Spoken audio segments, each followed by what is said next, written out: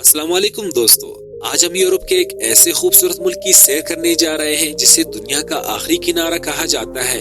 एक ऐसा मुल्क जो खूबसूरती में भी सबसे आगे है और दुनिया के अमीर तरीन मुल्कों में भी शामिल है। इस मुल्क में एक ऐसा इलाका मौजूद है जहां मरने पर पाबंदी है और इस मुल्क को दुनिया का सबसे बड़ा वेलफेयर स्टेट कहा जाता है।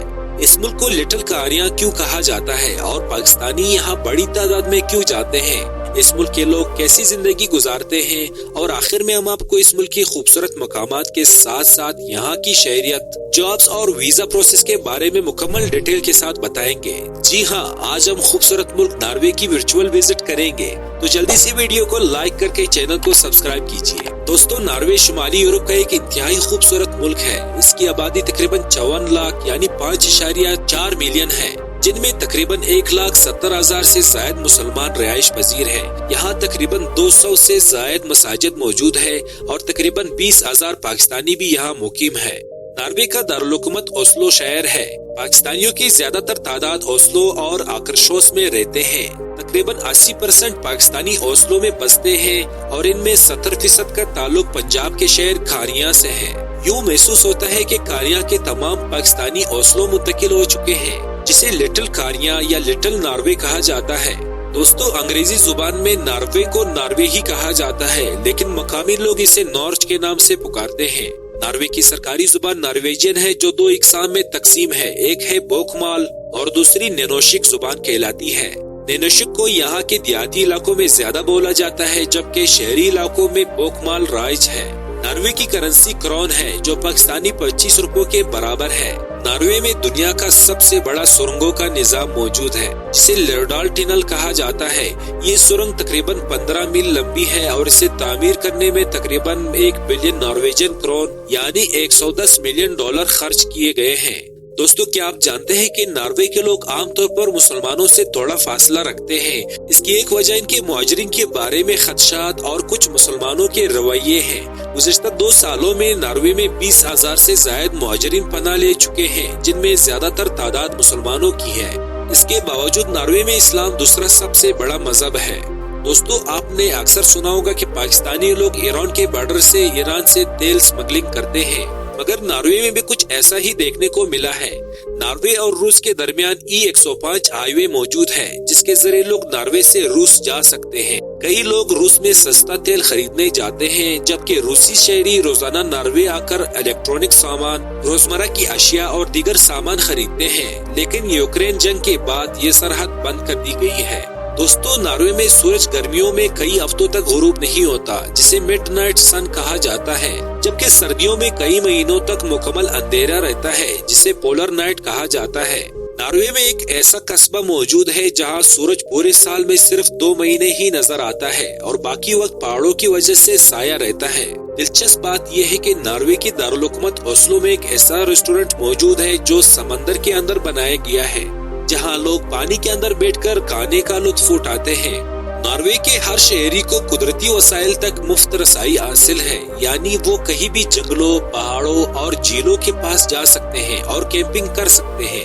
यहाँ के लोग क्रिसमस पर छिपकलियों और चुड़ैलों से बचने के लिए अपने घरों में झाड़ू छुपा देते हैं, क्योंकि इनका मानना है कि बुरी रूहें इन पर सवार हो सकती है। मोअज़्ज़ज़ दोस्तों, नॉर्वे में नौजवान लड़के और लड़कियां शादी के बगैर कई साल तक एक साथ रह सकते हैं और इनके बच्चे भी कानूनी तौर पर तस्लीम किए जाते हैं।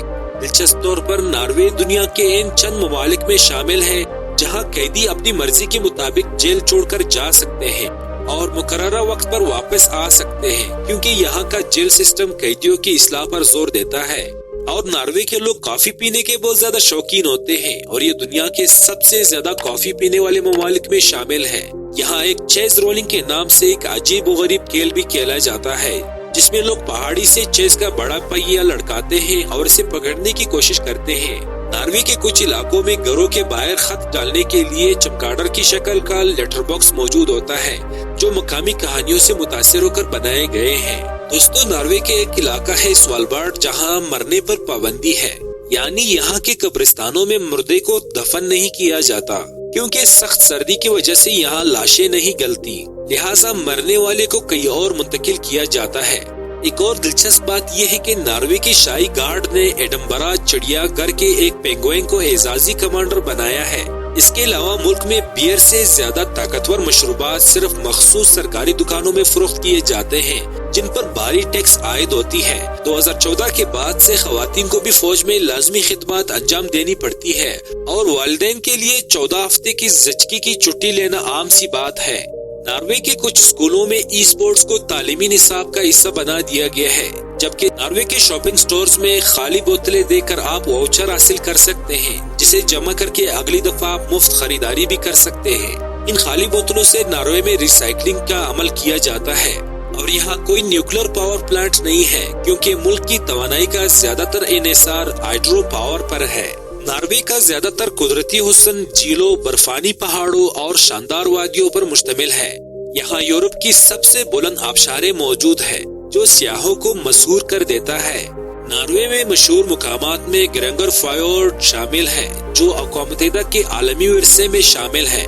یہاں ٹرولٹونگا کے نام سے ایک حیرت انگیز چٹان ہے، جو سینکڑوں میٹر اونچائی پر ایک منفرد زاویے پر نکلی ہوئی ہے، اور ناردرن لائٹس کا ناقابل فراموش نظارہ جو خاص طور پر ٹریمسو اور لونگربین جیسے شمالی علاقوں میں دیکھا جا سکتا ہے، جہاں خوبصورت پہاڑ، نیلا سمندر اور روایتی ماہی گیر گاؤں ایک شاندار منظر پیش کرتے ہیں۔